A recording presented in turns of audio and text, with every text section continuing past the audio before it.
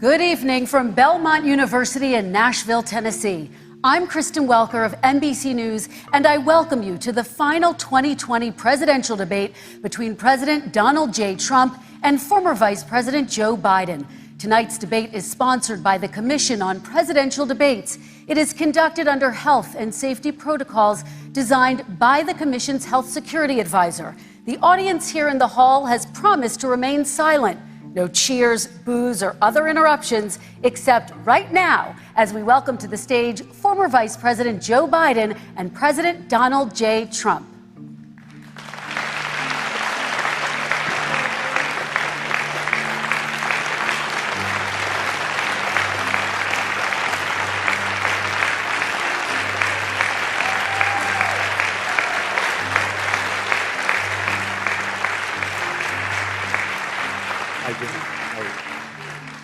And I do want to say a very good evening to both of you. This debate will cover 6 major topics. At the beginning of each section, each candidate will have 2 minutes uninterrupted to answer my first question. The debate commission will then turn on their microphone only when it is their turn to answer, and the commission will turn it off exactly when the 2 minutes have expired. After that, both microphones will remain on, but on behalf of the voters, I'm going to ask you to please speak one at a time. The goal is for you to hear each other and for the American people to hear every word of what you both have to say. And so with that, if you're ready, let's start. And we will begin with the fight against the coronavirus. President Trump, the first question is for you. The country is heading into a dangerous new phase. More than 40,000 Americans are in the hospital tonight with COVID, including record numbers here in Tennessee. And since the two of you last shared a stage, 16,000 Americans have died from COVID. So please be specific. How would you lead the country during this next stage of the coronavirus crisis? 2 minutes, uninterrupted. So, as you know, 2.2 million people modeled out were expected to die. We closed up the greatest economy in the world in order to fight this horrible disease that came from China. It's a worldwide pandemic. It's all over the world. You see the spikes in Europe and many other places right now.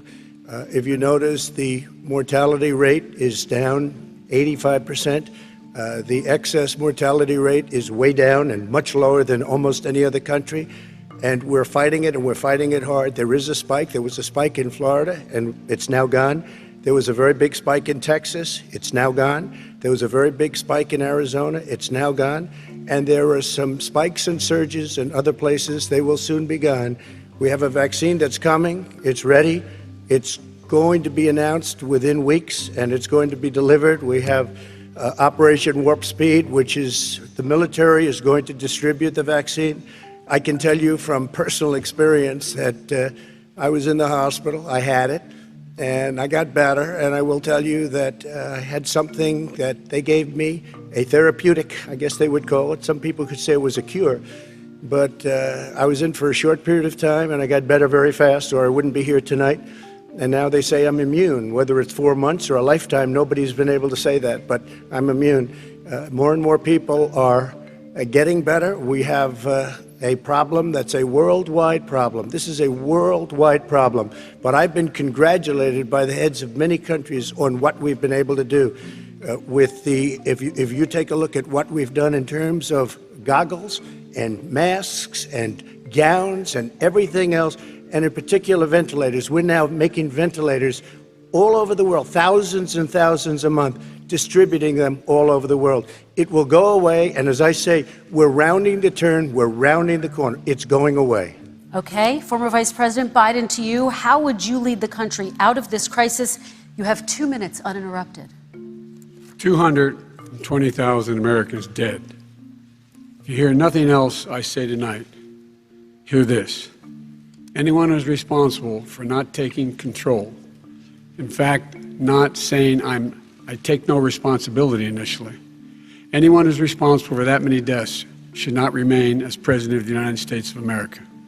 We're in a situation where there are 1,000 deaths a day now, 1,000 deaths a day. And there are over 70,000 new cases per day. Compared to what's going on in Europe, as the New England Medical Journal said, they're starting from a very low rate. We're starting from a very high rate. The expectation is we'll have another 200,000 Americans dead between now and the end of the year. If we just wore these masks, the president's own advisors have told him, we could save 100,000 lives.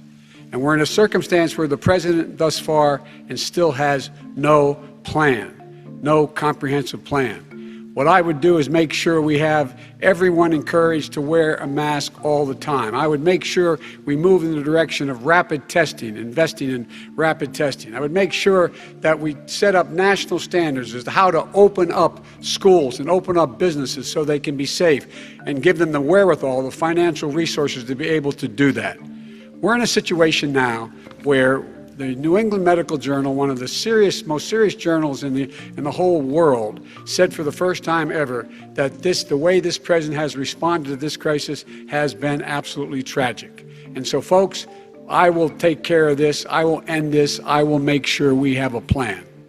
President Trump, I'd like to follow up with you in your comments. You talked about taking a therapeutic. I assume you're referencing Regeneron. You also said a vaccine will be coming within weeks. Yes. Is that a guarantee? No, it's not a guarantee, but it will be by the end of the year. But I think it has a good chance. There are two companies, I think, within a matter of weeks, and it will be distributed very quickly. Can you tell us which companies?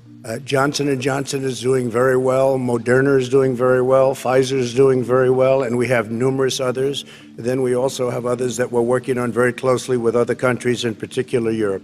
Let me follow up with you, and because this is new information, you have said a vaccine is coming soon, within weeks now. Your own officials say it could take well into 2021 at the earliest for enough Americans to get vaccinated. And even then, they say the country will be wearing masks and distancing into 2022. Is your timeline realistic?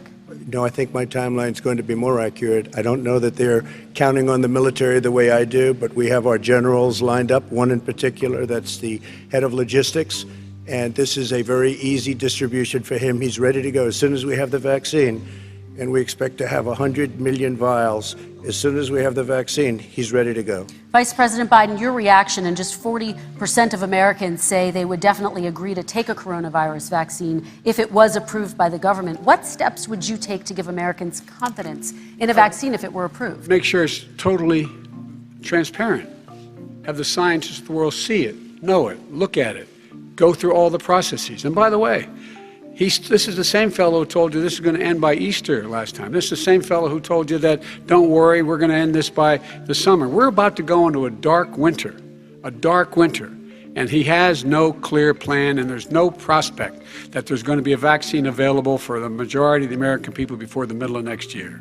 President Trump, your reaction, he says you have no plan. I don't think we're going to have a dark winter at all. We're opening up our country. We've learned and studied and understand the disease, which we didn't at the beginning. When I closed and banned China from coming in heavily infected, and then ultimately Europe, but China was in January. Months later, he was saying I was xenophobic. I did it too soon. Now he's saying, oh, I should have, moved quicker. But he didn't move quicker. He was months behind me, many months behind me. And frankly, he ran the H1N1 swine flu, and it was a total disaster, far less lethal, but it was a total disaster. Had that had this kind of numbers, 700,000 people would be dead right now, but it was a far less lethal disease. Look, his own person who ran that for him, who, as you know, was his chief of staff, said it was catastrophic, it was horrible, we didn't know what we were doing. Now he comes up and he tells us how to do this. Also, everything that he said about the way every single move that he said we should make, that's what we've done. We've done all of it. But he was way behind us. Vice President Biden, your response. My response is he is xenophobic, but not because he shut down access from China. And he did it late after 40 countries had already done that. In addition to that, what he did, he made sure that we had 44 people that were in there in China trying to get to Wuhan to determine what exactly the source was. What did the president say in January? He said, no, he said, he's being transparent. The president of China is being transparent. We owe him a debt of gratitude. We have to thank him. And then what happened was we started talking about using the Defense Act to make sure we go out and get whatever is needed out there to protect people. And again, I go back to this. He had nothing. He did virtually nothing. And then he gets out of the hospital and he talks about, don't worry, it's all going to be over soon. Come on. There's not another serious scientist in the world who thinks it's going to be over soon. President Trump, your reaction? I say over soon. I say we're learning to live with it. We have no choice. We can't lock ourselves up in a basement like Joe does. He has the ability to lock himself up. I don't know. He's obviously made a lot of money someplace, but he has this thing about living in a basement. People can't do that. By the way, I, as the president, couldn't do that. I'd love to put myself in the basement or in a beautiful room in the White House and go away for a year and a half until it disappears. I can't do that. And Kirsten, every meeting I had, and I'd meet a lot of families, including Gold Star families and military families, every meeting I had, and I had to meet them. I had to. It would be horrible to have canceled everything. I said, this is dangerous. And you catch it. And, I caught it. I learned a lot. Great doctors, great hospitals. And now I recovered. 99.9 of young people recover. 99% of people recover. We have to recover. We can't close up our nation. We have to open our school, and we can't close up our nation, or you're not going to have a nation. And of course, the CDC has said young people can get sick with COVID-19 and can pass it. Vice President Biden, I want to talk broadly about strategy, though. Can I respond to that? 30 seconds, please, and then I have a question. No, number one, he says that we're learning to live with it. People are learning to die with it. You folks home will have an empty chair at the kitchen table this morning. That man or wife going to bed tonight and reaching over to try to touch out of habit where their wife or husband is gone. Learning to live with it. Come on. We're dying with it because he has never said, you said it's dangerous. When's the last time? Is it really dangerous still? Are we dangerous? You tell the people it's dangerous now? What should they do about the danger? And you say, I take no responsibility. Let me talk about your two. Excuse me, I take full responsibility. It's not my fault that it came here. It's China's fault. And you know what? It's not Joe's fault that it came here either. It's China's fault. They kept it from going into the rest of China for the most part, but they didn't keep it from coming out to the world, including Europe and ourselves. Vice President Biden. The fact is that when we knew it was coming, when it hit, what happened? What did the president say? He said, don't worry, it's going to go away. Be gone by Easter. Don't worry. The warm weather. Don't worry. Maybe inject bleach. He said he was kidding when he said that, but a lot of people thought it was serious. A whole range of things the president has said. Even today, he thinks we are in control. We're about to lose 200,000 more people. President Trump. Look, perhaps just to finish this, I was kidding on that, but just to finish this, when I closed, he said I shouldn't have closed. And that went on for months. Nancy Pelosi said the same thing. She was dancing on the streets in Chinatown in San Francisco. But when I closed, he said, this is a terrible thing, you're xenophobic. I think he called me racist even, and because I was closing it to China. Now he says I should have closed it earlier.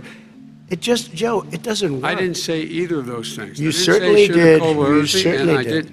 I talked about a xenophobia in a different context. It wasn't about closing the border to Chinese coming to the United States. All right, I want to talk about both of your different strategies to handling He thought this. I shouldn't have closed the border. Well, that's obvious. Do you want to respond to that quickly, Vice President Biden? Okay.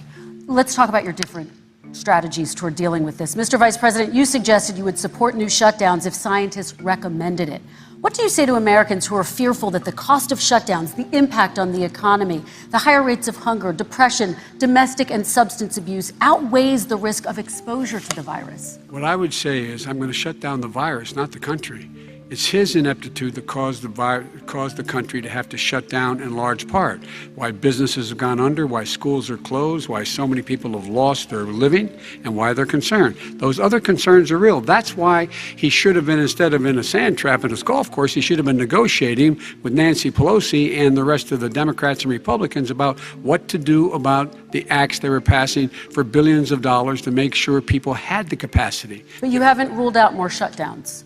Well, no, I'm not shutting down the neighborhood, but there are, look, they need standards. The standard is if you have a reproduction rate in a community that's above a certain level, everybody says, slow up, more social distancing, do not open bars and do not open gymnasiums, do not open until you get this under control, under more control. But when you do open, give the people the capacity to be able to open and have the capacity to do it safely. For example, schools. Schools, they need a lot of money to open. They need to deal with ventilation systems. They need to deal with smaller classes, more teachers, more pods. And he's refused to support that money, or at least up to now. Let's talk about schools. President Trump, I think we have to respond, if I might. Please, and then I have a follow-up. Thank you, and I appreciate that. Look, all he does is talk about shutdowns, but forget about him. His Democrat governors, Cuomo in New York, you look at what's going on in California, you look at Pennsylvania, North Carolina, Democrats all, they're shut down so tight and they're dying. They're dying. And he supports all these people. All he talks about is shutdowns. No, we're not going to shut down, and we have to open our schools. And it's like, as an example, I have a young son. He also tested positive. By the time I spoke to the doctor the second time, he was fine. It just went away. Young people, I guess it's their immune system. Let me follow up with you, President Trump. You've demanded schools open in person and insist they can do it safely. But just yesterday, Boston became the latest city to move its public school system entirely online after a coronavirus spike. What is your message to parents who worry that sending their children to school will endanger not only their kids, but also their teachers and families? I want to open the schools. The transmittal rate to the teachers is very small, but I want to open the schools. We have to open our country. We're not going to have a country. You can't do this. We can't keep this country closed. This is a massive country with a massive economy. People are losing their jobs. They're committing suicide. There's depression, alcohol, drugs at a level that nobody's ever seen before. There's abuse, tremendous abuse. We have to open our country. You know, I've said it often. The cure cannot be worse than the problem itself. And that's what's happening. And he wants to close down. He'll close down the country if one person in our massive bureaucracy says we should close it down. Vice President Biden, your response. Simply not true. We ought to be able to walk and chew gum at the same time. We ought to be able to safely open, but would they need resources to open? You need to be able to, for example, if you're going to open a business, have social distancing within the business. You need to have, if you have a restaurant, you need to have plexiglass dividers so people cannot infect one another. You need to be in a position where you can take testing rapidly and know whether a person is in fact infected. You need to be able to trace. You need to be able to provide all the resources that are needed to do this. And that is not inconsistent with saying that we're going to make sure that we can open safely. And by the way, all you teachers out there, not that many of you are going to die, so don't worry about it. Come on. President Trump, let me follow up with you quickly. By the way, I will say this. If you go and look at what's happened to New York, it's a ghost town. It's a ghost town. And when you talk about plexiglass, these are restaurants that are dying. These are businesses with no money. Putting up plexiglass is unbelievably expensive, and it's not the answer. I mean, you're going to sit there in a cubicle wrapped around with plastic. These are businesses that are dying, Joe. You can't do that to people. You just can't. Take a look at New York and what's happened to my wonderful city for so many years. I loved it. It was vibrant. It's dying. Everyone's leaving New York. Take a look at what New York has done in terms of turning the curve down in terms of the number of people dying. And I don't look at this in terms of the way he does. Blue states and red states. They're all the United States. And look at the states that are having such a spike in the coronavirus. They're the red states. They're the states in the Midwest. They're the states in the upper Midwest. That's where the spike is occurring significantly. But they're all Americans. They're all Americans. And what we have to do is say, wear these masks, number one. Make sure we get the help that the businesses need that has money's already been passed to do that. It's been out there since the beginning of the summer, and nothing's happened.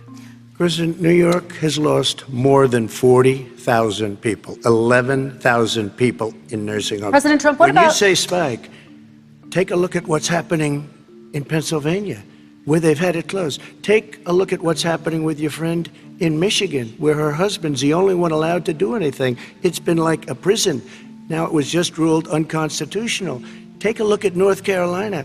They're having spikes, and they've been closed. and they're getting killed financially. We can't let that happen, Joe. You can't let that happen. We have to open up. And we understand the disease. We have to protect our seniors. We have to protect our elderly. We have to protect especially our seniors with heart problems and diabetes problems. And we will protect them. We have the best testing in the world by far. That's why we have so many cases. Let me follow up with you before we move on to our next section. President Trump, this week you called Dr. Anthony Fauci, the nation's best-known infectious disease expert, quote, a disaster. You described him and other medical experts as, quote, idiots. If you're not listening to them, who are you listening to as you fight this? I'm listening to all of them, including Anthony. I get along very well with Anthony. But he did say, don't wear masks. He did say, as you know, this is not going to be a problem. I think he's a Democrat, but that's okay. He said, this is not going to be a problem. We are not going to have a problem at all. When Joe says that, I said, Anthony Fauci said, and others, and many others, and I'm not knocking him a lot. Nobody knew. Look, nobody knew what this thing was. Nobody knew where it was coming from, what it was. We've learned a lot.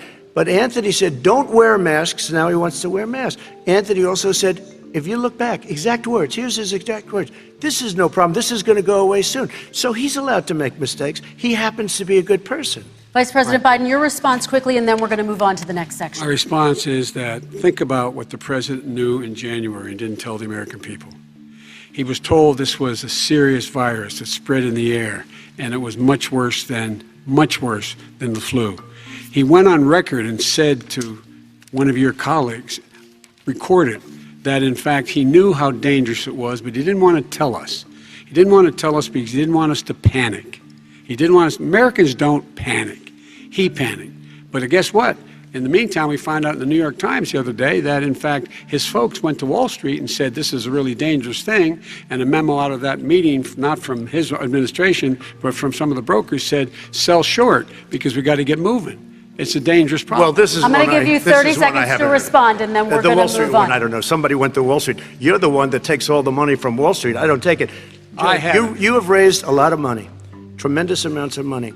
And every time you raise money, deals are made, Joe. I could raise so much more money. As president and as somebody that knows most of those people, I could call the heads of Wall Street, the heads of every company in America. I would blow away every record, but I don't want to do that because it puts me in a bad position. And then you bring up Wall Street. You shouldn't be bringing up Wall Street because you're the one that takes the money from Wall Street, not me. I could blow away your records that, like you wouldn't believe. We don't need money. We have plenty of money. In fact, we beat Hillary Clinton with a tiny fraction of the money that she was able to. All right, gentlemen, we're going to move on. Don't tell me about Wall Street. Average contribution, $43. All right, we're going to move on to our next section, which is national security. And I do want to start with the security of our elections and some breaking news from overnight. Just last night, top intelligence officials confirmed again that both Russia and Iran are working to influence this election. Both countries have obtained U.S. voter registration information, these officials say, and Iran sent intimidating messages to Florida voters. This question goes to you, Mr. Vice President. What would you do to put an end to this threat? You have 2 minutes uninterrupted. I made it clear, and I ask everyone else to take the pledge. I made it clear that any country, no matter who it is, that interferes in American elections will pay a price. They will pay a price. And it's been overwhelmingly clear this election, I won't even get into the last one, this election, that Russia has been involved, China has been involved to some degree, and now we learn that Iran is involved. They will pay a price if I'm elected. They're interfering with American sovereignty. That's what's going on right now. They're interfering with American sovereignty. And to the best of my knowledge, I don't think the president said anything to Putin about it. I don't think he's talking to them a lot. I don't think he said a word. I don't know why he hadn't said a word to Putin about it. And I don't know what he has recently said, if anything, to the Iranians. My guess is he'd probably be more outspoken with regard to the Iranians. But the point is this, folks. We are in a situation where we have foreign countries trying to interfere in the outcome of our election. His own national security advisor told him that what is happening with his buddy, I will. His buddy, Rudy Giuliani, he's being used as a Russian pawn. He's being fed information that is Russian, that is not true. And then what happens? Nothing happens. And then you find out that everything that's going on here about Russia is wanting to make sure that I do not get elected the next president of the United States because they know I know them and they know me. I don't understand why this president is unwilling to take on Putin when he's actually paying bounties to kill American soldiers in Afghanistan, when he's engaged in activities that are trying to destabilize all of NATO. I don't know why he doesn't do it, but it's worth asking the question, why isn't that being done? Any country that interferes with us will, in fact, pay a price because they're affecting our sovereignty. President Trump, same question to you. Let me ask the Yeah. question. You're going to have 2 minutes to respond. For 2 elections in a row now, there has been substantial interference from foreign adversaries. What would you do in your next term to put an end to this? 2 minutes uninterrupted. Well, let me respond to the first part, as Joe answered. Joe got $3.5 million from Russia, and it came through Putin because he was very friendly with the former mayor of Moscow, and it was the mayor of Moscow's wife. And you got $3.5 million. Your family got $3.5 million, and you know, someday you're going to have to explain, why did you get 3.5? I never got any money from Russia. I don't get money from Russia. Now, about your thing last night, I knew all about that. And through John Ratcliffe, who is fantastic, DNI, he said, the one thing that's common to both of them, they both want you to lose, because there has been nobody tougher to Russia. Between the sanctions, nobody tougher than me on Russia. Between the sanctions, between all of what I've done with NATO, you know, I've got the NATO countries to put up an extra $130 billion, going to $420 billion a year. That's to guard against Russia. I sold, while he was selling pillows and sheets, I sold tank busters to Ukraine. There has been nobody tougher on Russia than Donald Trump. And I'll tell you, they were so bad. They took over the submarine port. You remember that very well. During your term, during you and Barack Obama, they took over a big part of what should have been Ukraine. You handed it to them, but you were getting a lot of money from Russia. They were paying you a lot of money, and they probably still are. But now, with what came out today, it's even worse. All of the emails, the horrible emails of the kind of money that you were raking in, you and your family. And Joe, you were vice president when some of this was happening, and it should have never happened. And I think you owe an explanation to the American people. Why is it? Somebody just had a news conference a little while ago who was essentially supposed to work with you and your family, but what he said was damning. And regardless of me, I think you have to clean it up and talk to the American people. Maybe you can do it right now. Vice President Biden, you may respond. 30 seconds. And then I do want to follow up on the election security. I have not taken a penny from any foreign source ever in my life. We learned that this president paid 50 times the tax in China, has a secret bank account with China, does business in China, and in fact is talking about me taking money. I have not taken a single penny from any country whatsoever, ever. Number one. Number two, this is a president, I have released all of my tax returns, 22 years, go look at them, 22 years of my tax return. You have not released a single solitary year of your tax return. What are you hiding? Why are you unwilling? The foreign countries are paying you a lot.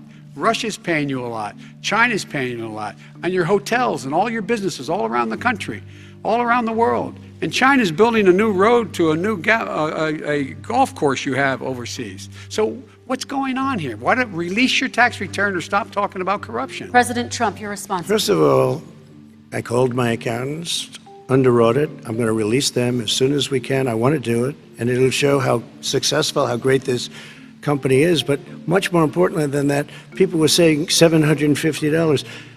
I asked them a week ago, I said, what did I pay? They said, sir, you prepaid tens of millions of dollars. I prepaid my tax. Tens over the last number of years. Tens of millions of dollars I prepaid because at some point they think it's an estimate. They think I may have to pay tax. So I already prepaid it. Nobody told me that. Did your accountant Nobody tell told when you you that. could release Excuse them? me. And it wasn't written whenever they write this. They keep talking about $750, which I think is a filing fee. But let me just tell you, I prepaid millions and millions of dollars in taxes. Number one. Number two, I don't make money from China. You do. I don't make money from Ukraine. You do. I don't make money from Russia. You made $3.5 million, Joe, and your son gave you. They even have a statement that we have to give 10% to the big man. You're the big man, I think. I don't know. Maybe you're not, but you're the big man, I think. Your son said we have to give 10% to the big man. Joe, what's that all about? It's terrible. All right, gentlemen, I want to ask you both some questions I have about to all of this, respond to but that. I'm going to let you both respond very quickly. You just said you spoke to your accountant Yes. about potentially releasing your taxes. Did he tell you when you can release them? Do you As have soon a as the audit is deadline for finished. when you're going to release them I to the get American treated people? worse than the Tea Party got treated. Because you I have a don't lot have of a time. people in there, Okay. deep down in the IRS, they treat me horribly.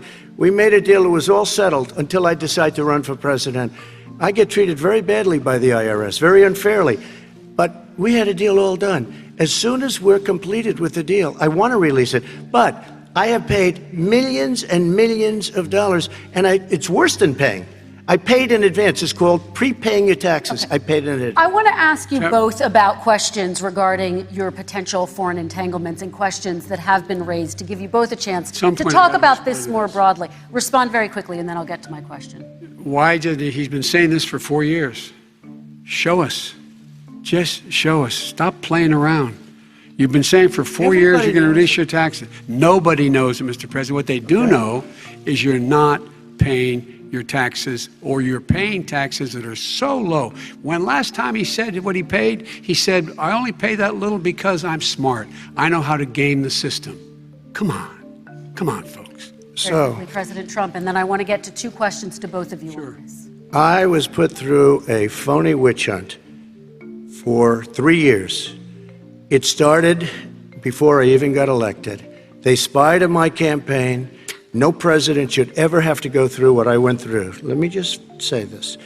Mueller and 18 angry Democrats and FBI agents all over the place spent $48 million. They went through everything I had, including my tax returns, and they found absolutely no collusion and nothing wrong. 48 million. I guarantee you, if I spent 1 million on you, Joe, I could find plenty wrong. Because All right. the kind of things that you've done and the kind of monies that your family has taken, I mean, your brother made money in Iraq. Let me- Millions of dollars. Your other brother made a fortune, and it's all through you, Joe. And they say you get some of it, and you do live very well. You have houses all over the place. You live very well. All right, gentlemen, let me just ask some questions about all of this broadly. Vice President Biden, there have been questions about the work your son has done in China and for a Ukrainian energy company when you were vice president. In retrospect, was anything about those relationships inappropriate or unethical? Nothing was unethical. Here's what the deal. With regard to Ukraine, we had this whole question about whether or not, because he was on the board, I later learned of Burisma, a company, that somehow I had done something wrong. Yet every single solitary person, when he was going through his impeachment, testifying under oath who worked for him, said, I did my job impeccably. I carried out U.S. policy. Not one single solitary thing was out of line. Not a single thing, number one. Number two, the guy who got in trouble in Ukraine was this guy trying to bribe the Ukrainian government to say something negative about me, which they would not do and did not do because it never, ever, ever happened. My son has not made money in terms of this thing about, what are you talking about, China. I have not had, the only guy who made money from China is this guy. He's the only one.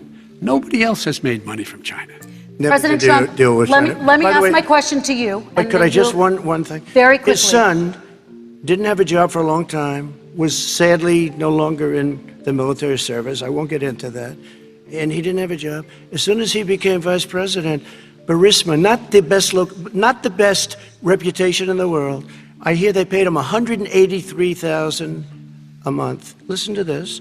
183, and they gave him a $3 million upfront payment. All right. And he had no energy I'm going to let the vice experience. president respond to that quickly, and then I need to get to a dishonest. question to you. Very No quickly. basis for Vice- that. Everybody investigated that. No one said anything he did was wrong in Ukraine. Okay, President Trump, this is for you. Since you took office, you've never divested from your business. You've personally promoted your properties abroad. A report this week, which was referenced, does indicate that your company has a bank account in China. So how can voters know that you don't have any foreign conflicts of interest? I have many bank accounts, and they're all listed, and they're all over the place. I mean, I was a businessman doing business. The bank account you're referring to, which is, everybody knows about it, it's listed. The bank account was in 2013. That's what it was. It was opened it was closed in 2015, I believe. And then I decided, because I was thinking about doing a deal in China, like millions of other people. I was thinking about it, and I decided I'm not going to do it. Didn't like it. I decided not to do it. Had an account open, and I closed it. Okay. Excuse me. And then, unlike him, where he's vice president and he does business, I then decided to run for president after that. That was before. So I closed it before I even ran for president, let alone became president. Big difference. He is the vice president of the United States, and his son, his brother, and his other brother are getting rich. They're like a vacuum cleaner. They're sucking up money President every Trump, place he thank you. goes. We do Not need to true. move on. I do want to ask you, Vice President Biden, about China. Let's talk about China more broadly. There have, of course, President Trump has said that they should pay for not being fully transparent in regards to the coronavirus. If you were president, would you make China pay? And please be specific. What would that look like? What I'd make China do is play by the international rules, not like he has done. He has caused the deficit of China to go up, not down, with China, up, not down. We are making sure that in order to do business in China, you have to give all your intellectual property. You have to have a partner in China. It's 51%. We would not do that at all, number one. Number two, we're in a situation where China would have to play by the rules internationally as well. When I met with Xi, when I was still vice president, he said we're setting up air identification zones in the South China Sea. You can't fly through them. I said we're going to fly through them. We just flew B-52, B-1 bombers through it. We're not going to pay attention. They have to play by the rules. And what's he do? He embraces guys like the thugs like in North Korea and the Chinese president and Putin and others, and he pokes his finger in the eye of all of our friends, all of our allies. We make up we're 25% of the world's economy. We need to be having the rest of our friends with us saying to China, these are the rules. You play by them or you're going to pay the price for not paying by them economically. That's the way I will run it, and that's what we did in upholding steel tariffs and a range of other things when we were president and vice president. All right, let's talk about North Korea. Excuse me, no, I have to respond to that. Okay, very quickly, and then we're going to move on to North With $1.5 billion from China to manage after spending 10 minutes in office and being in Air Force Two, number one. Number two, there's a very strong email talking about your family wanting to make $10 million a year for introductions. President Trump, on China policy, though, what No, but wait a specifically are minute. you going to do? What specifically are you going to do to make China pay? You've said you're going First to of make all, them pay. China is paying. They're paying billions and billions of dollars. I just gave New $28 billion. sanctions? New sanctions? I just gave $28 billion to our farmers. Taxpayers' money. It's what? Taxpayers' money. Didn't come No, from yeah, China. you know the taxpayer it's called China. China Not paid true. $28 billion, and you know what they did to pay it, Joe? They devalued their currency, and they also paid up. And you know who got the money? Our farmers, our great farmers, because they were targeted. You never charged them anything. Also, I charged them 25% on dumped steel because they were killing our steel industry. We were not going to have a steel industry. Okay. And now we have a steel industry. Okay, Vice President Biden, your response, please. Our response is, look, this isn't about, there's a reason why he's bringing up all this malarkey. There's a reason for it. He doesn't want to talk about the substantive issues. It's not about his family and my family. It's about your family. And your family's hurting badly. If you're making if you're a middle-class family, you're getting hurt badly right now. You're sitting at the kitchen table this morning deciding, well, we can't get new tires, they're bald because we have to wait another month or so. Or are we going to be able to pay the mortgage? Or who's going to tell her she can't go back to community college? They're the decisions you're making in the middle-class families like I grew up in Scranton and Claymont. They're in trouble. We should be talking about your families, but that's the last thing he wants to talk about. I want is a to talk typical about statement. North Korea. Excuse me, just I do for want 1 to turn second, to please. 10 seconds, Mr. President. That's 10 a seconds. typical political statement. Let's get off this China thing, and then he looks, the family, around the table, everything. Just a typical politician when I see that. Let's talk about I'm not North a typical Korea now. politician. Okay, That's why I got President elected. Let's Let's get get off the subject of China. Let's talk sitting around the table. All right. Come on, Joe, you can do better. We're going to talk about North Korea now. President Trump, you've met with North Korean leader Kim Jong-un 3 times. You've talked about your beautiful letters with him. You've touted the fact that there hasn't been a war or a long-range missile test. And yet North Korea recently rolled out its biggest ever intercontinental ballistic missile and continues to develop its nuclear arsenal. Do you see that as a betrayal of the relationship you forged? Just 30 seconds here because we need to get on to the next So segment. when I met with Barack Obama, we sat in the White House right at the beginning, had a great conversation. It was supposed to be 15 minutes, and it was well over an hour. He said the biggest problem we have with North Korea. He indicated we will be in a war with North Korea. Guess what? It would be a nuclear war, and he does have plenty of nuclear capability. In the meantime, I have a very good relationship with him. Different kind of a guy, but he probably thinks the same thing about me. We have a different kind of a relationship. We have a very good relationship, and there's no war. And you know, about 2 months ago, he broke into a certain area. They said, oh, there's going to be trouble. I said, no, they're not, because he's not going to do that. And I was right. Look, instead of being in a war where millions of people, Seoul, you know, is 25 miles away, millions and millions, 32 million people in Seoul. Millions of people would be dead right now. President we Trump, don't have that's a war, 30 and seconds. I have a good Thank relationship. you. Vice President Biden, to you. North Korea conducted 4 nuclear tests under the Obama administration. Why do you think you would be able to rein in this persistent threat right Because now? I'd make it clear, which we were making clear to China, they had to be part of the deal. Because here's I made it clear, and as a spokesperson of the administration when I went to China, that they said, why are you moving your missile defense up so close? Why are you moving more forces here? Why are you continuing to do military maneuvers with South Korea? I said, because North Korea is a problem, and we're going to continue to do it so we can control them. We're going to make sure we can control them and make sure they cannot hurt us. And so if you want to do something about it, step up and help. If not, it's going to continue. What has he done? He's legitimized North Korea. He's talked about his good buddy, who's a thug, and he talks about how we're better off. And they have much more capable missiles, able to reach U.S. territory much more easily than ever did before. Let me follow up with you, Vice President Biden. You've said you wouldn't meet with Kim Jong-un without preconditions. Are there any conditions under which you would meet with him? On the condition that he would agree that he would be drawing down his nuclear capacity to get that the Korean Peninsula should be a nuclear-free zone. All right, let's move on to American families. Kristen, they tried Very to quickly, meet with 10 him. seconds, President. They tried to meet with him. He wouldn't do it. He didn't like Obama. He didn't like him. He wouldn't do it. Okay, I know got to for give him a fact they chance to tried. respond to that He before we wouldn't move do on. it. You And know, that's okay. You know what? North Korea, we're not in a war. We have a good relationship. You know, people don't understand. Having a good President relationship Trump, with we have leaders to move of other on, 'cause countries we have is a lot a of good thing. We have a lot of questions to get Yes, to. not That's Your like response. saying we had a good relationship with Hitler before he, in fact, invaded Europe, the rest of Europe. Come on. The reason he would not meet with President Obama is because President Obama said, we're going to talk about denuclearization. We're not going to legitimize you, and we're going to continue to put stronger and stronger sanctions on you. That's why he wouldn't meet with us. All right, And it let's didn't move happen. on. Let's Excuse move on me. and talk about He left American me a families. mess, Kristen. President Trump, okay, we do They need to move left on. me a mess. North Korea was a mess. We And need in to fact, move if on you so that remember we the can get first to all 2 or of 3 our months, questions tonight, there was a President very Trump. dangerous period in my first 3 months before we sort of worked things out a little bit. Okay. There was a they left us a mess. And Obama would be, I think, the first to say it was the single biggest problem he thought that our country had. Okay, let's move on to American families and the economy.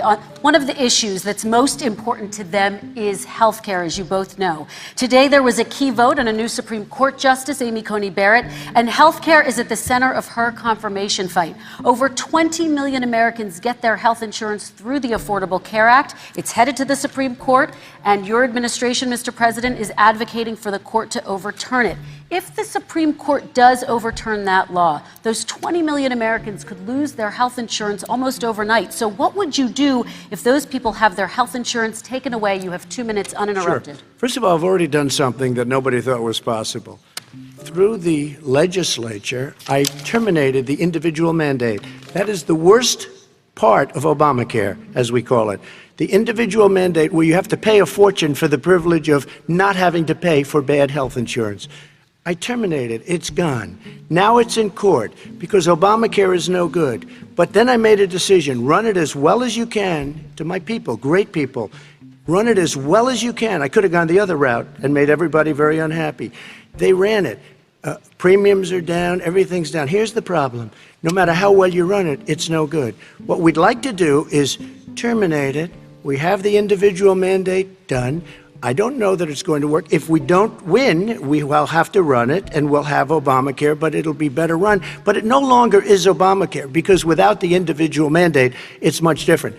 Pre-existing conditions will always stay. What I would like to do is a much better health care, much better, will always protect people with pre-existing. So I'd like to terminate Obamacare, come up with a brand new, beautiful health care. The Democrats will do it because there'll be tremendous pressure on them, and we might even have the House by that time, and I think we're going to win the House, okay? You'll see, but I think we're going to win the House. But come up with a better health care, always protecting people with pre-existing conditions. And one thing very important, we have 180 million people out there that have great private health care. Far more than we're talking about with Obamacare.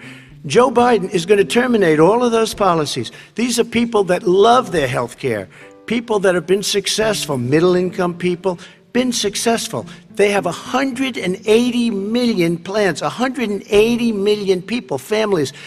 Under what he wants to do, which will basically be socialized medicine, he won't even have a choice, they want to terminate 180 million plans. We have done an incredible job on health care, and we're going to do even better. Okay, Vice President Biden, yes, this is for you. Your health care plan calls for building on Obamacare. So my question is, what is your plan if the law is ruled unconstitutional by the Supreme Court? You have 2 minutes uninterrupted.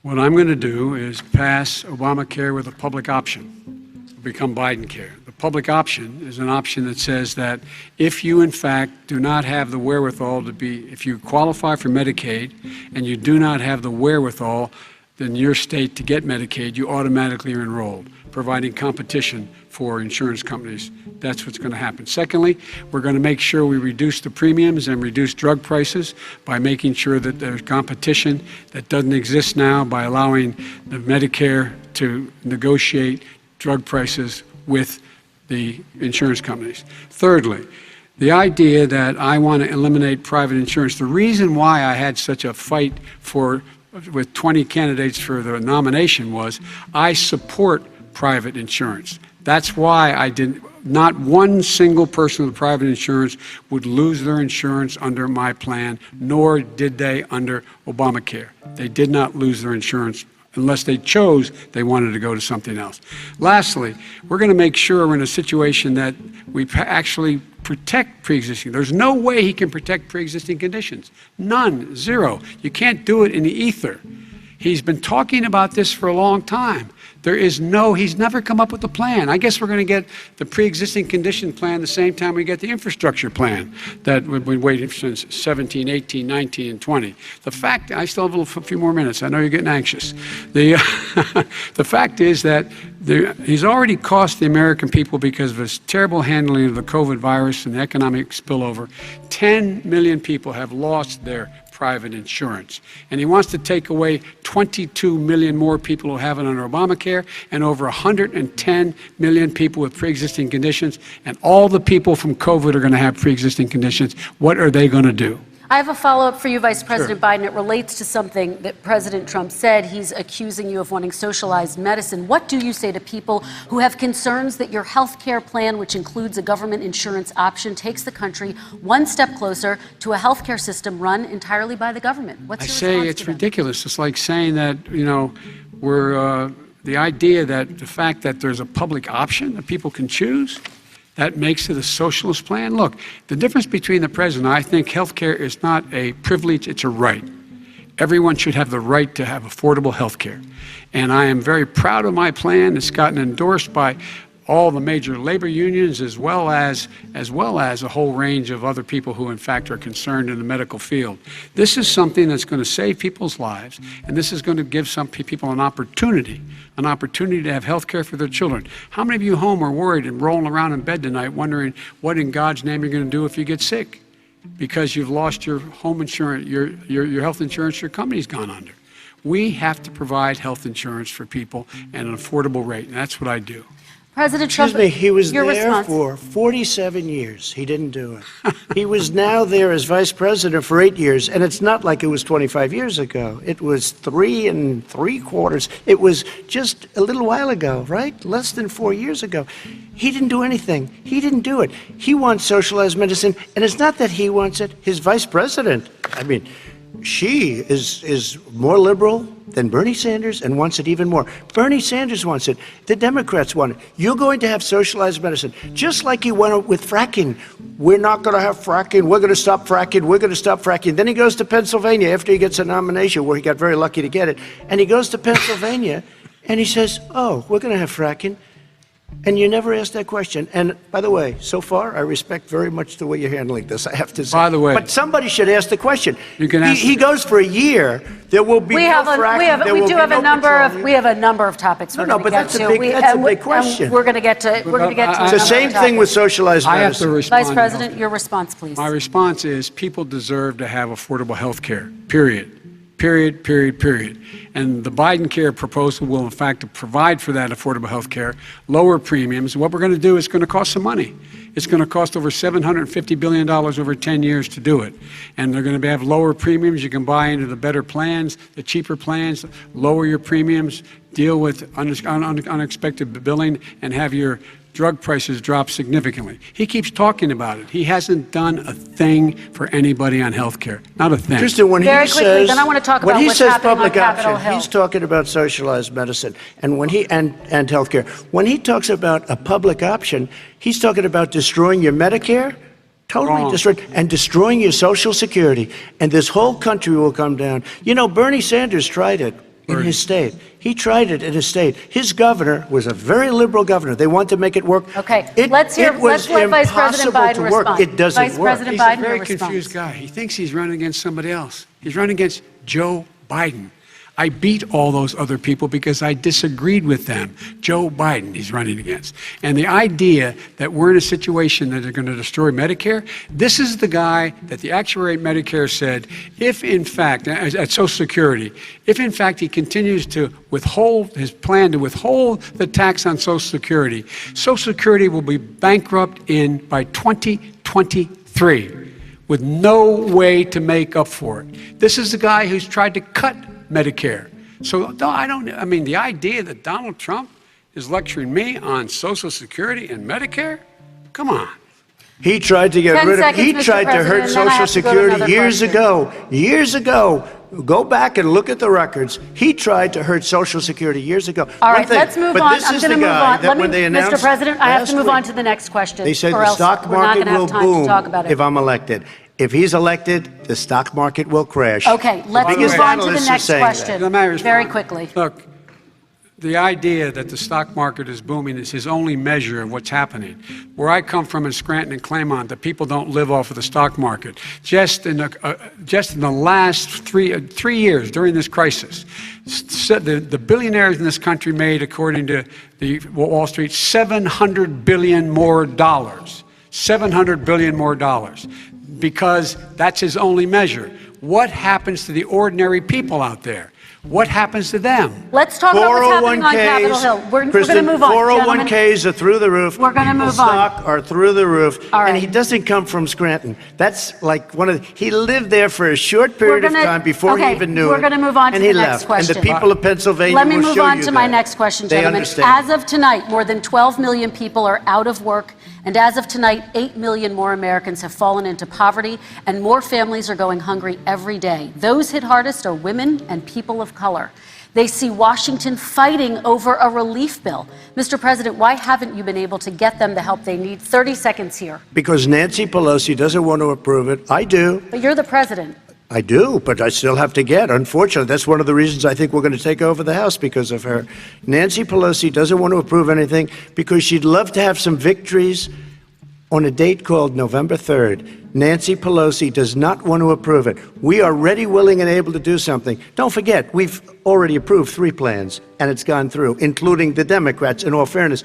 This one she doesn't want. It's near the election because she thinks it helps her politically.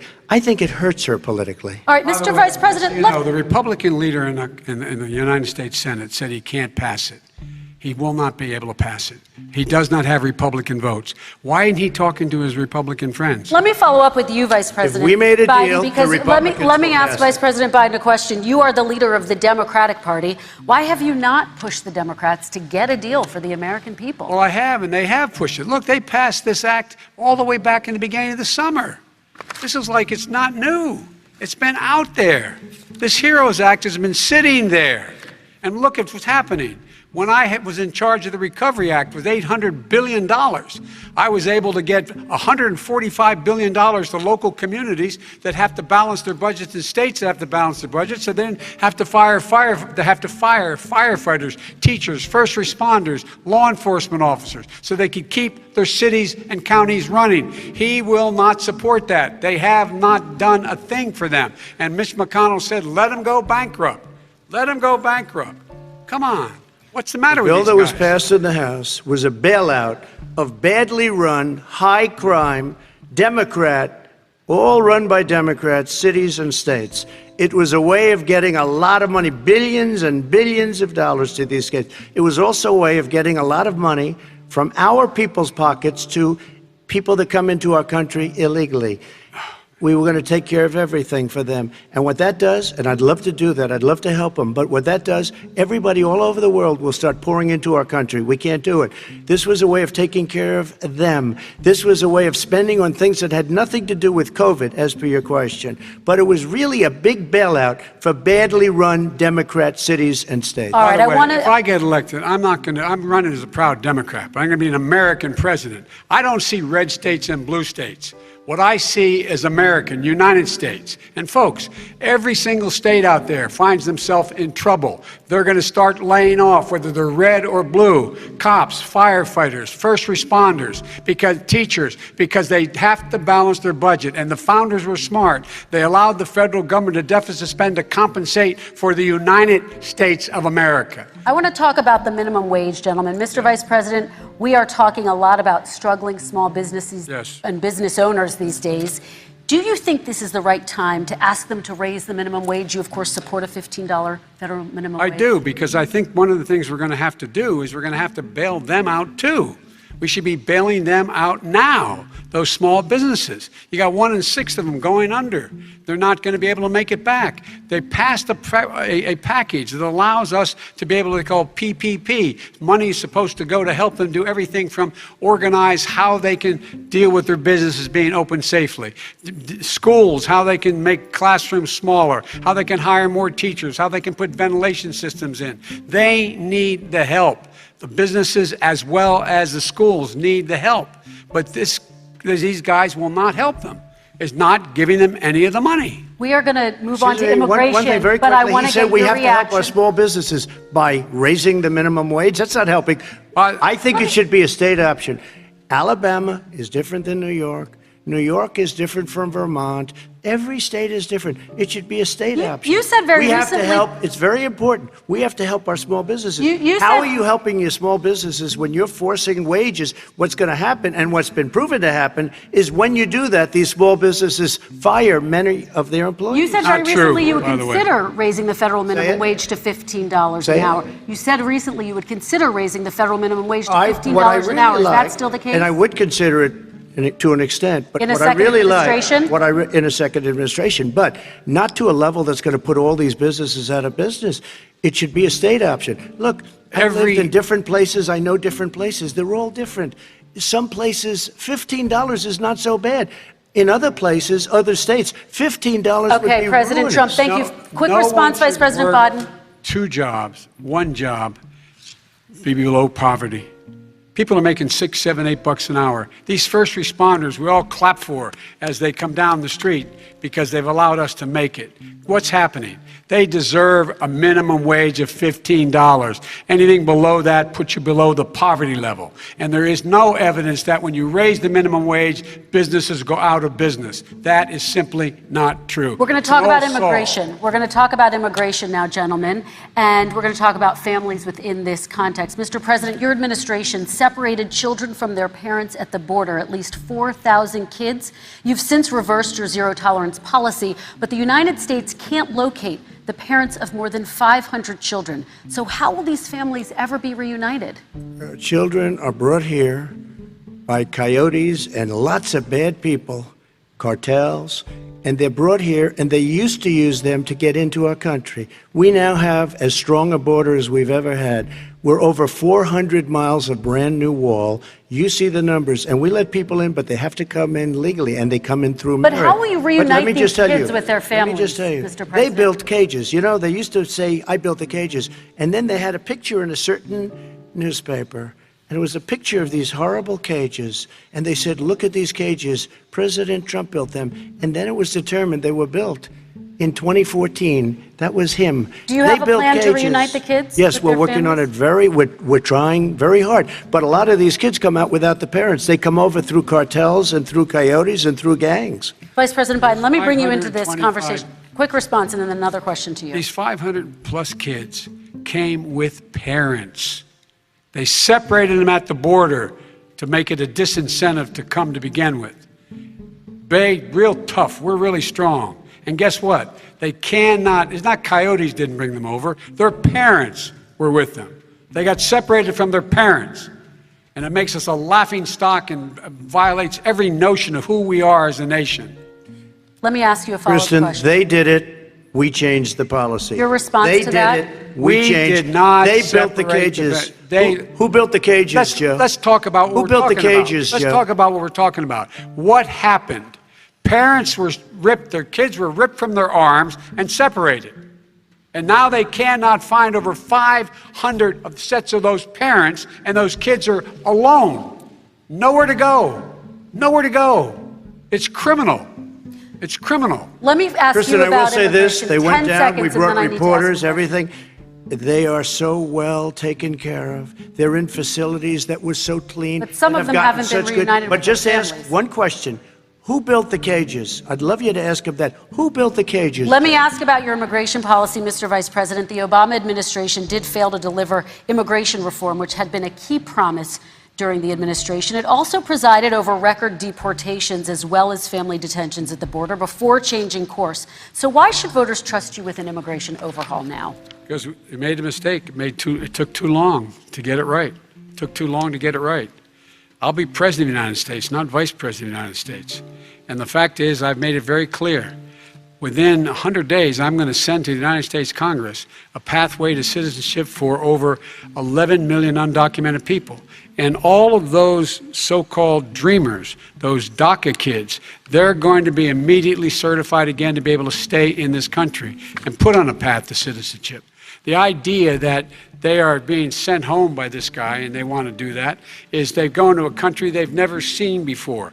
I can imagine you're 5 years old, your parents are taking you across the Rio Grande River, and it's illegal. And you say, oh no, Mom, leave me here. I'm not going to go with you.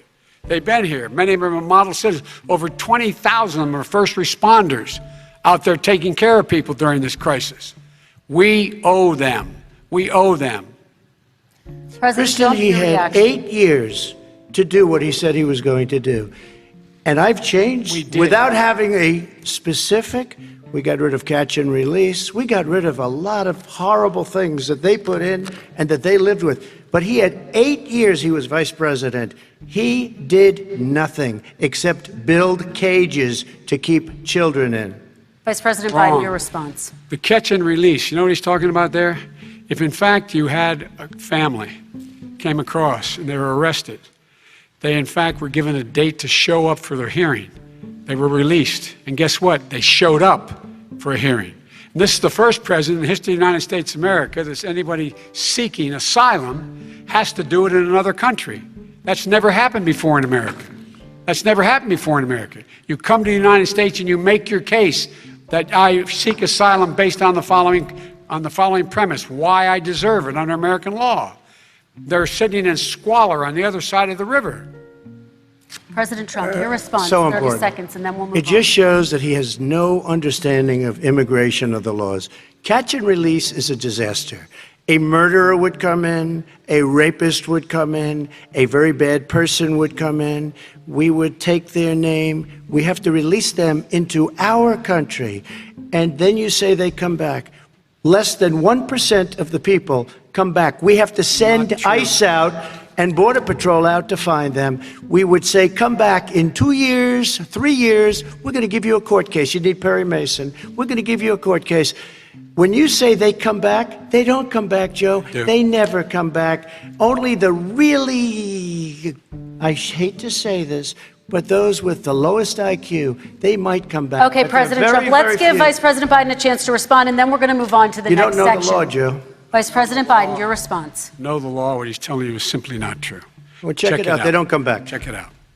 All right, let's move But on we don't have to the worry next about it because they section. terminated it, so we don't have to worry about Let's it move anymore. on to the next And you have section. 525 kids not knowing where in God's name they're going to be and lost their parents. Go ahead. All right, let's talk about our next section, which is race in America. And I want to talk about the way Black and brown Americans experience race in this country. Part of that experience is something called the talk. It happens regardless of class and income. Parents who feel they have no choice but to prepare their children for the chance that they could be targeted, including by the police, for no reason other than the color of their skin. Mr. Vice President, in the next 2 minutes, I want you to speak directly to these families. Do you understand why these parents fear for their children? I do. I do.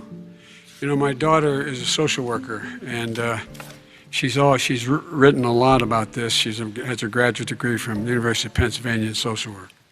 And you know, one of the reasons why I ended up working on the east side of Wilmington, Delaware, which is 90% African American, was to learn more about what was going on. What I never had to tell my daughter, if she's pulled over, make sure she puts, for a traffic stop, put both hands on top of the wheel and don't reach for the glove box because someone may shoot you. But a black parent, no matter how wealthy or how poor they are, has to teach their child when you're walking down the street, don't have a hoodie on when you go across the street.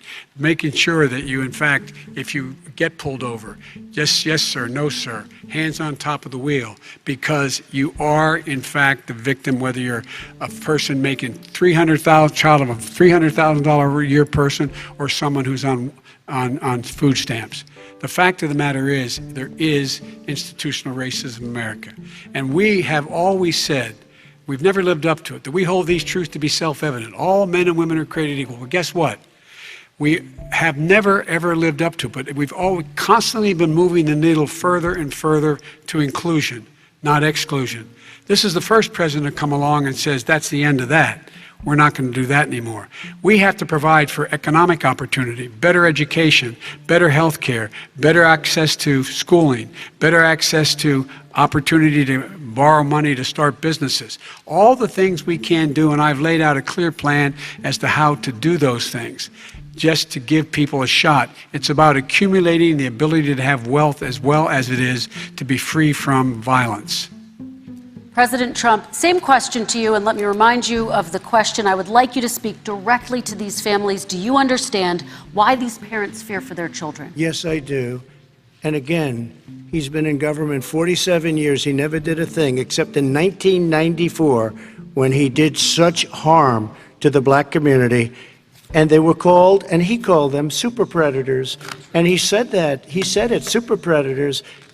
And they have never lived that down. 1994, your crime bill, the super predators. Nobody has done more for the black community than Donald Trump. And if you look, with the exception of Abraham Lincoln, possible exception, but the exception of Abraham Lincoln, nobody has done what I've done. Criminal justice reform, Obama and Joe didn't do it.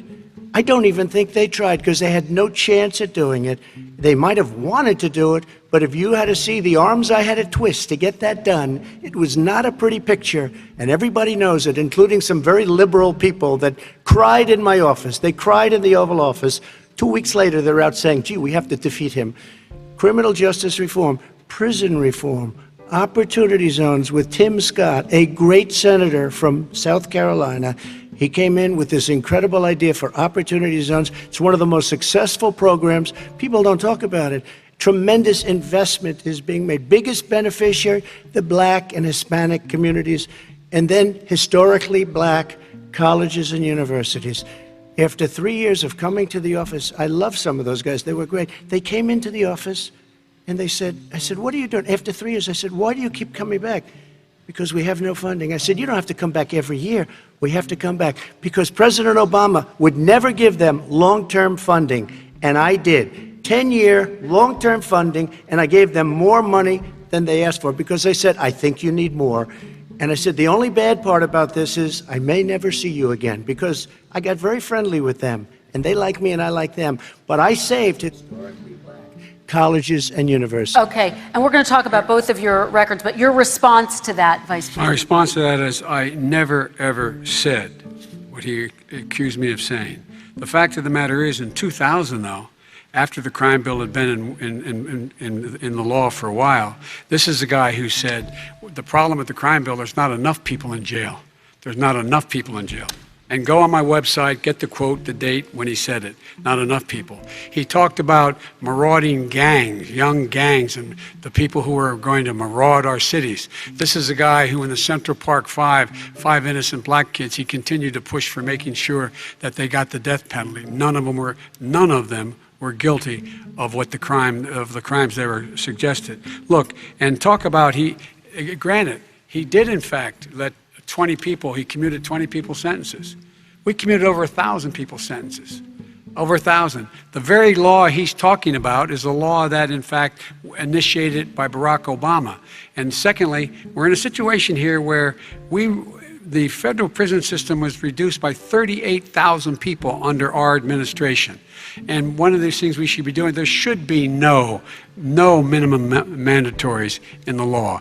That's why I'm offering $20 billion to states to change their state laws to eliminate minimum mandatories and set up drug courts. No one should be going to jail because they have a drug problem. They should be going to rehabilitation, not to jail. We should fundamentally change the system, and that's what I'm going to do. But why didn't he do it 4 years ago? Why didn't you do that 4 years ago, even less than that? Why didn't you do it? You were vice president. You keep talking about all these things you're going to do, and you're going to do this. But you were there just a short time ago, and you guys did nothing. We did. You know, Joe, I ran because of you. I ran because of Barack Obama, because you did a poor job. If I thought you did a good job, I would have never run. I would have never run. I ran because of you. I'm looking at you now. You're a politician. I ran because of you. All right, Vice President Biden, your response to that, and then I do have some questions for both of you. Well, I tell you what, I hope he does look at me, because what's happening here is, you know who I am, you know who he is, you know his character, you know my character, you know our reputations for honor and telling the truth. I am anxious to have this race. I am anxious to see this take place. The character of the country is on the ballot. Our character is on the ballot. Look at us closely. Let me ask some follow-up. Please respond, and then we're going to have follow-up questions. If this stuff is true about Russia, Ukraine, China, other countries, Iraq, if this is true, then he's a corrupt politician. All right. So don't give me the stuff about how you're this innocent baby. Joe, they're calling you a corrupt politician. Nobody. President Trump, I want to stay on the issue of race. We're talking about the issue. Laptop from hell. President Trump, we're talking about race right now, and I do want to stay on the issue of race. President Trump, I have to respond to that. Please, because look, very quickly. There are 50 former national intelligence folks who said that what he's accusing me of is a Russian plant. They have said that this has all the five former heads of the CIA, both parties, say what he's saying is a bunch of garbage. Nobody believes it except his and his good friend Rudy Giuliani. You mean the laptop is now another Russia hoax? That's exactly what. Is this where you're going? This is where he's going. The laptop is Russia. Gentlemen, I want to stay on the issue of race. You have to be kidding. Here we go again with Russia. We're going to continue on the issue of race. Mr. President, you've described the Black Lives Matter movement as a symbol of hate.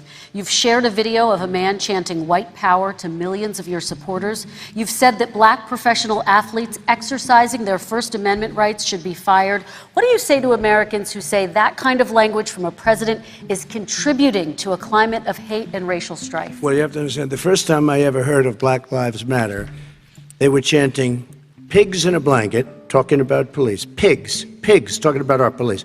Pigs in a blanket, fry them like bacon. I said, that's a horrible thing. And they were marching down the street.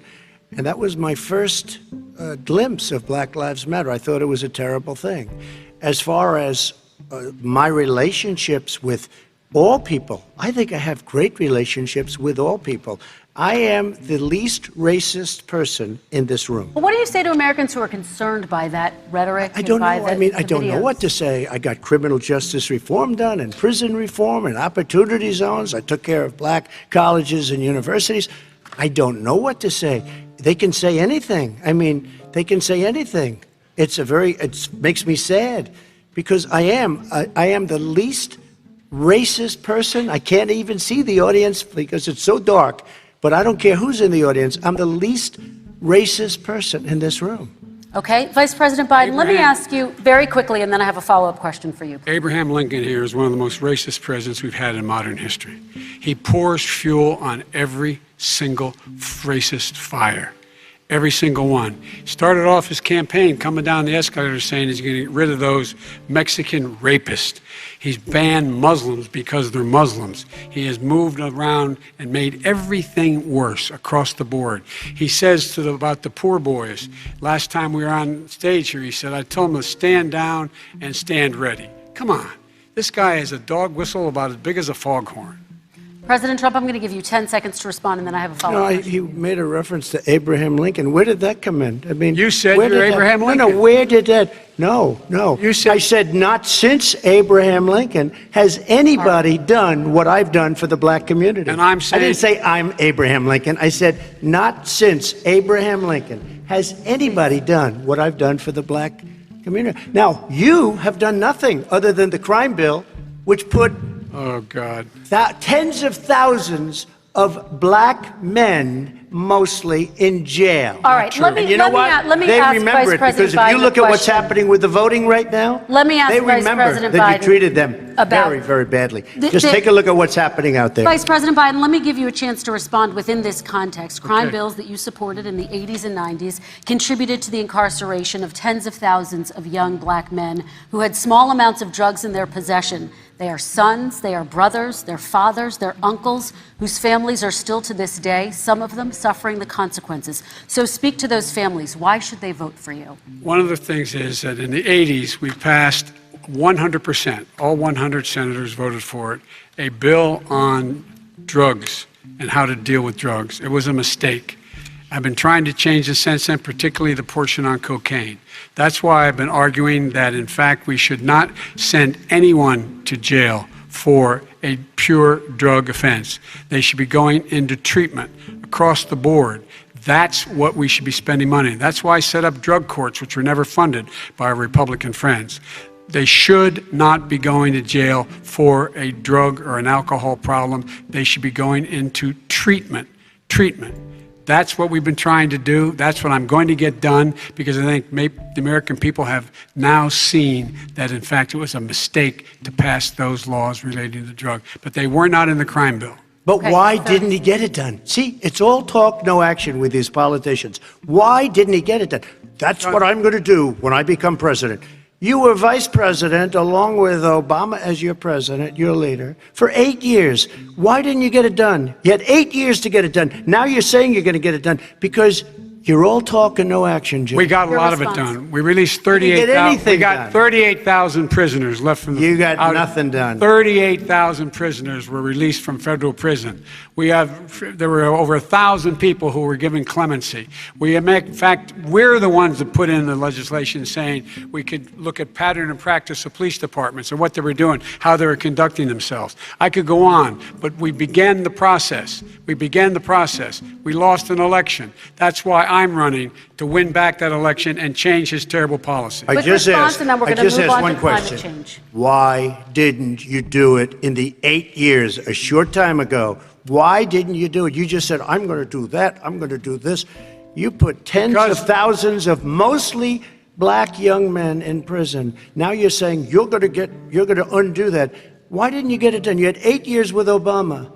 You know why, Joe? Because you're all talk and no action. All right, Vice President Biden, and then we're going to move on to the next section. We had a Republican Congress. That's the answer. Well, Okay. You got to talk them into it, Joe. Sometimes All right. you got to talk them into it. We're going to move on to our next section, Like I which did is with criminal climate justice change. reform. I had Okay. to talk Democrats into it. Gentlemen, You did what we we're running out of already done. time, so we got to get on to Okay. climate change, please. You both have very different visions on climate change. President Trump, you say that environmental regulations have hurt jobs in the energy sector. Vice President Biden, you have said you see addressing climate change as an opportunity to create new jobs. For each of you, how would you both combat climate change and support job growth at the same time? Starting with you, President Trump, you have 2 minutes uninterrupted. So we have the Trillion Trees program. We have so many different programs. I do love the environment, but what I want is the cleanest, crystal clear water, the cleanest air. We have the best, lowest number in carbon emissions, which is a big standard that I notice Obama goes with all the time. Not Joe. I haven't heard Joe use the term because I'm not sure he knows what it represents or means, but I have heard Obama use it. And we have the best carbon emission numbers that we've had in 35 years under this administration. We are working so well with industry, but here's what we can't do. Look at China, how filthy it is. Look at Russia. Look at India. It's filthy. The air is filthy. The Paris Accord, I took us out because we were going to have to spend trillions of dollars, and we were treated very unfairly. When they put us in there, they did us a great disservice. They were going to take away our businesses. I will not sacrifice tens of millions of jobs, thousands and thousands of companies because of the Paris Accord. It was so unfair. China doesn't kick in until 2030. Russia goes back to a low standard, and we kicked in right away. It would have destroyed our businesses. So, you ready? We have done an incredible job environmentally. We have the cleanest air, the cleanest water, and the best carbon emission standards that we've seen in many, many years. Vice President And we Biden. haven't destroyed our industries. Vice President Biden, 2 minutes to you, uninterrupted. Climate change and climate warming, global warming, is an existential threat to humanity. We have a moral obligation to deal with it. And we're told by all the leading scientists in the world we don't have much time. We're going to pass the point of no return within the next 8 to 10 years. 4 more years of this man eliminating all the regulations that were put in by us to clean up the climate, to limit limit of emissions will put us in a position where we're going to be in real trouble. Here's where we have a great opportunity. I was able to get both all the environmental organizations as well as labor, the people worried about jobs, to support my climate plan.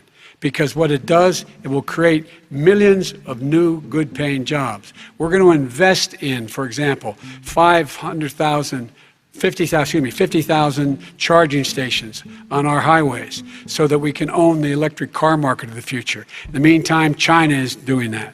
We're going to be in a position where we're going to see to it that we're going to take 4 million existing buildings and 2 million existing homes and retrofit them so they don't leak as much energy, saving hundreds of millions of barrels of oil in the process and creating significant number of jobs. And by the way, the whole idea of what this is all going to do, it's going to create millions of jobs, and it's going to clean the environment. Our health and our jobs are at stake. That's what's happening.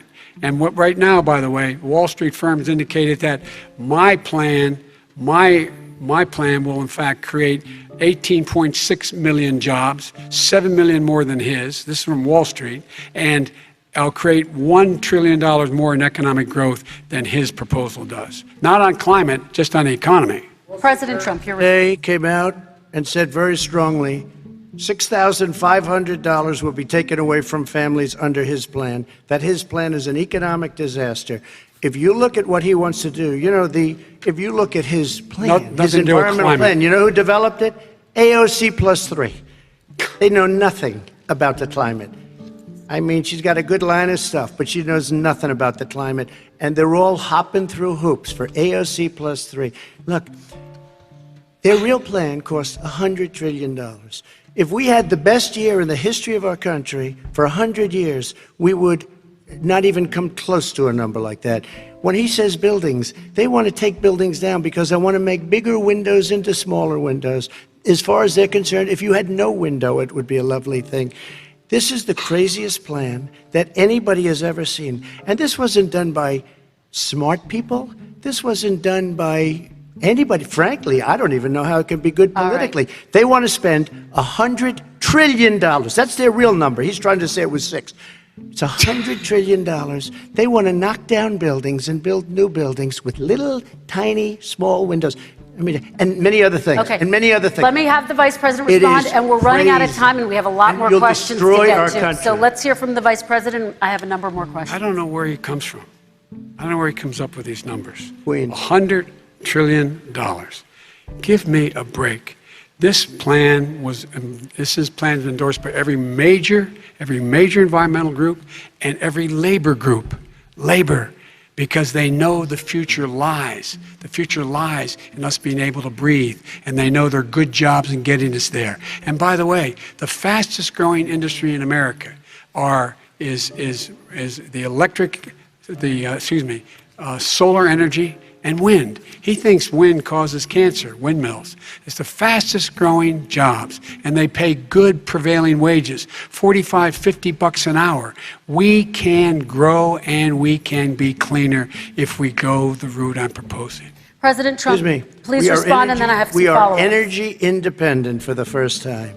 We don't need all of these countries that we had to fight war over because we needed their energy. We are energy independent. I know more about wind than you do. It's extremely expensive, kills all the birds, it's very intermittent, it's got a lot of problems, and they happen to make the windmills in both Germany and China.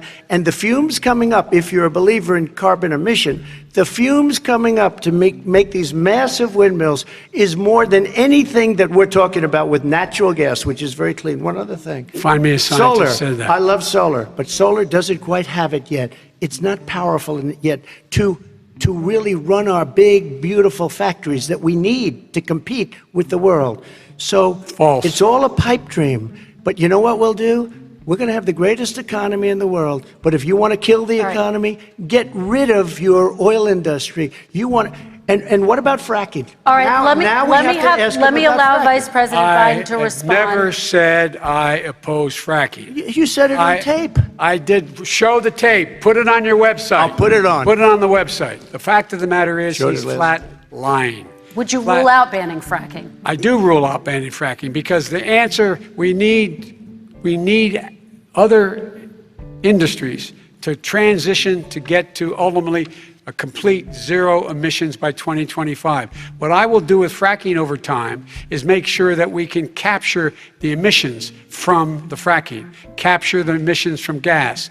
We can do that, and we can do that by investing money in doing it, but it's a transition to that. I have one more question in this pod, and then we have... He was against fracking. He said it. I will show that to you tomorrow. I am against fracking. Until he got the nomination, went to Pennsylvania, then he said, but you know what, Pennsylvania? He'll be against it very soon because his party is totally against it. Fracking on federal land, I said. No fracking or oil on federal land. Let me ask this final question in this section, and then I want to move on to our final section. President Trump, people of color are much more likely to live near oil refineries and chemical plants. In Texas, there are families who worry the plants near them are making them sick. Your administration has rolled back regulations on these kinds of facilities. Why should these families give you another 4 years in office? The families that we're talking about are employed heavily, and they're making a lot of money, more money than they've ever made. If you look at the kind of numbers that we produce for Hispanic, for Black, for Asian, it's 9 times greater, the percentage gain, than it was in 3 years, than it was under 8 years of the 2 of them, to put it nicely. 9 times more. Now, somebody lives, I have not heard the numbers or the statistics that you're saying, but they're making a tremendous amount of money economically. We saved it, and I saved it again a number of months ago when oil was crashing because of the pandemic. We saved it. We got, say what you want about relationship, we got Saudi Arabia, Mexico, and Russia to cut back, way back. We saved our oil industry, and now it's very vibrant again. All And right. everybody has very inexpensive gasoline. Remember Vice that. President Biden, your response, and then we're going to have a final question for both of you. My response is that those people live on what they call fence lines. He doesn't understand this. They live near chemical plants that, in fact, pollute, chemical plants and oil plants and refineries that pollute. I used to live near that when I was growing up in Claymont, Delaware. And all the more oil refineries in Marcus Hook and the Delaware River than there is any place, including in Houston at the time. When my mom get in the car and when there were first frost to drive me to school, turn in the windshield wiper, there'd be oil slick in the window. That's why so many people in my state were dying and getting cancer. The fact is, those frontline communities, it doesn't matter what you're paying them, it matters how you keep them safe. What do? And you impose restrictions on the pollutions the pollutants coming out of those fence line communities. Okay, I have one final question. Would he close down the oil industry? It falls. Would you close down the oil By industry? the way, I would transition from the oil industry, yes. Oh, I will that's transition. a big statement. It is a big statement. That's a big because statement. I would stop, Why would you do that? because the oil industry pollutes significantly. I see. Here's the deal. But That's you a can't big do that. statement. Well, if you let me finish the statement, because it has to be replaced by renewable energy over time. And I'd stop giving to the oil industry, I'd stop giving them federal subsidies. He won't give federal subsidies to the gas, to solar and wind. Yeah. Why are we giving it to oil industry? We actually do give All it right. to solar and wind. We And have that's one maybe the final biggest question. statement in terms of business. That's the biggest statement. Okay. Because We have basically one what he's final saying question, is he is Mr. going to President. destroy the oil industry. Will you remember that, Texas? Will you Okay. remember that, Pennsylvania, Oklahoma? Vice President Biden, let me give you 10 seconds to respond, and then Ohio. I have to get to the final question. Vice President Biden. He takes everything out of context, but the point is, look, we have to move toward a net zero emissions. The first place to do that by the year 2035 is in energy production, by 2050 totally. All right. One Is he gonna final get question China to both do of it? you. No, we're finished with Is this. he We going have to to get move on China to to our do it? final question. We No, have to I'm move going on to to our final rejoin Paris question. Accord and make China abide by what they agreed to. All right, That'll this cost you is $1 about trillion. leadership, gentlemen. And this first question does go to you, President Trump. Imagine this is your inauguration day. What will you say in your address to Americans who did not vote for you? You'll each have 1 minute, starting with you, Mr. We have to make our country totally successful as it was prior to the plague coming in from China. Now we're rebuilding it, and we're doing record numbers, 11.4 million jobs in a short period of time, etc. But I will tell you, go back. Before the plague came in, just before, I was getting calls from people that were not normally people that would call me. They wanted to get together. We had the best black unemployment numbers in the history of our country. Hispanic, women, Asian, people with diplomas, with no diplomas, MIT graduates, #1 in the class. Everybody had the best numbers. And you know what? The other side wanted to get together. They wanted to unify. Success is going to bring us together. We are on the road to success. But I'm cutting taxes, and he wants to raise everybody's taxes, and he wants to put new regulations on everything. He will kill it. If he gets in, you will have a depression, the likes of which you've never seen. Your 401ks will go to hell, and it'll be a very, very sad day for this country. All right. Vice President Biden, same question to you. What will you say during your inaugural address to Americans who did not vote for you? I will say, I'm an American president. I represent all of you, whether you voted for me or against me. And I'm going to make sure that you're represented. I'm going to give you hope. We're going to move. We're going to choose science over fiction. We're going to choose hope over fear. We're going to choose to move forward because we have enormous opportunities to make things better. We can grow this economy. We can deal with the systemic racism. And at the same time, we can make sure that our economy is being run and moved and motivated by clean energy, creating millions of new jobs. And that's the fact. That's what we're going to do. And I'm going to say, as I said at the beginning, what is on the ballot here is the character of this country. Decency, honor, respect, treating people with dignity, making sure that everyone has an even chance. And I'm going to make sure you get that. You haven't been getting it the last 4 years. All right. I want to thank you both for a very robust hour and a half, a fantastic debate. Really appreciate it. President Trump, former Vice President Joe Biden, thank you to Belmont University for hosting us tonight. And most importantly, thank you to those watching tonight. Election Day is November 3rd. Don't forget to vote. Thank you, everyone, and have a great night. Thank you.